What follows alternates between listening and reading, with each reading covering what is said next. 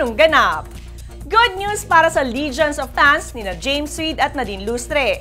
May bago ng movie ang phenomenal love team ng taon, ang Para sa Hopeless Romantic. Jadine, anong ganap? Hi guys! Nandito po tayo ngayon sa Viva Office para sa press con/storycon ng Para sa Hopeless Romantic. So that's the working title of our film. But I guess yan na yun. Kasi galing siya sa libro. Alam naman natin yan. Mula sa best-selling novel ni Marcelo Santos III, isa na namang kilig drama movie ang pagtatambalan ni James at Nadine. Ito ang Para sa Hopeless Romantic. This Para sa Hopeless Romantic, this is my third movie of the year. And of course, syempre masaya ako. I mean, I'm really happy na dumating ako to this level. You know, I never expected. But I'm really thankful kay Boss Vic and Viva, of course. Para sa Hopeless Romantic, ang ikatlong pelikula na ito ng pinakamainit na tambalan ngayon in less than a year. Bihira yung makagawa ng 3 movie sa isang taon. Parang 2 okay pa siguro, pero 3 parang, diba? Kasi show lang siguro na sobrang entrusted kami ng Viva. And this time, makakasama ng Jadine, sina Julia Barreto, Shai Carlos, AJ Mulak, at ang anak ni Piolo Pascual na si Inigo Pascual. Marami silang makikitang maganda and exciting.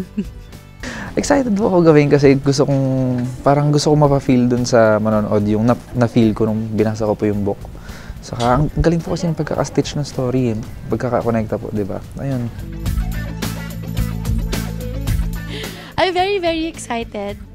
And, ayun, hindi ko ma-sum up lahat eh. I'm excited kasi. It's an honor to be able to be part of this film. For the third time, ang box office director na si Andoy Ranay ang gagawa ng pelikula. From the makers of Diary ng Pangit and Talk Back and You're Dead, siguradong aabangan na ng solid Jadine fans ang Para sa Hopeless Romantic. Guys, watch out for Para sa Hopeless Romantic.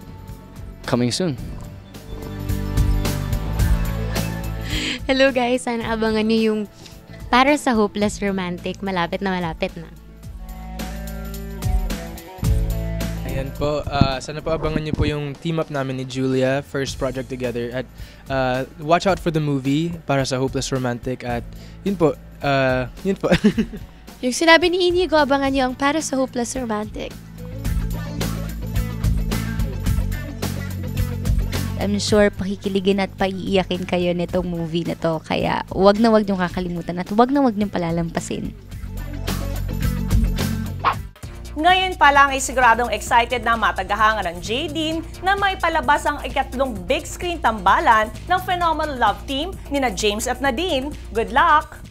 Pagkatapos ng StoryCon, tinuloy-tuloy na sa look test ang pinakabagong kilig movie ng Jadine, ang Para sa Hopeless Romantic. Panoorin natin ang mga bidang sina James Reid, Nadine Lustre, Julia Barreto at Inigo Pascual sa kanilang roles para sa look test ng pelikula Para sa Hopeless Romantic. Anong ganap?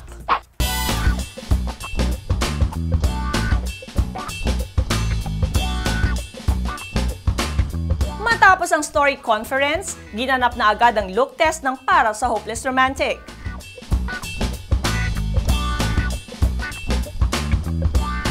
Yung 2 simple students lang. Yeah. Basic. Yun, magkaka-inlovan. It's a very nice love story. Yun na lang dapat siguro abangan pag, lumabas na.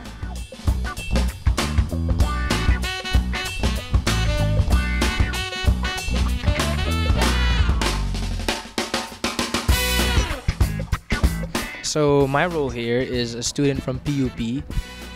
In love po ako kay Julia dito. Pero, hindi niya po alam. Tapos, The typical, hindi niya alam. Tapos sa huli lang sila magkakaamin. Opo.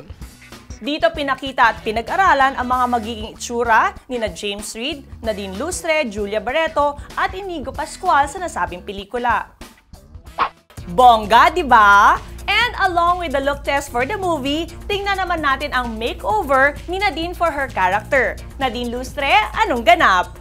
Hey guys, I am here at Symmetria Salon for my hair makeover para sa movie namin na Para sa Hopeless Romantic. And I'm really excited kasi ibang hairstyle na naman to. I'm really excited kung anong kalalabasan, kung anong bagong hairstyle ko. So, abangan nyo guys. Kung hindi siya kagandahan as Aya sa Diary ng Pangit at sophisticated naman siya as Sam sa Talk Back and You're Dead, ano naman kaya ang magiging itsura ni Nadine sa Para sa Hopeless Romantic? At nandun ang anong ganap to witness the transformation of Nadine into her character for the movie. Yung style na ginawa ko kay Nadine, based on pegs and inspirations na binigay nila direct.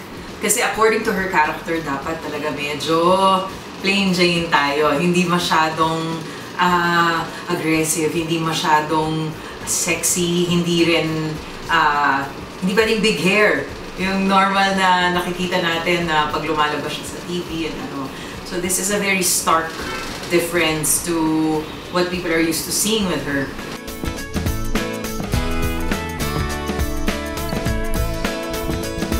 Ngayon, kasi darker hair siya, no? And then, because ang gusto nga nila plain Jane, we kept it straight, sleek, very shiny. Ayun guys, so abangan niyo po Para sa Hopeless Romantic, malapit na. Siguradong matutuwa at lalong kikiligin ang mga Jadine fans dahil kakaibang James Reid at Nadine Lustre ang mapapanood sa pelikulang Para sa Hopeless Romantic. Kaya tutok lang palagi para sa mga susunod pang exclusive coverage ng Para sa Hopeless Romantic. Abangan!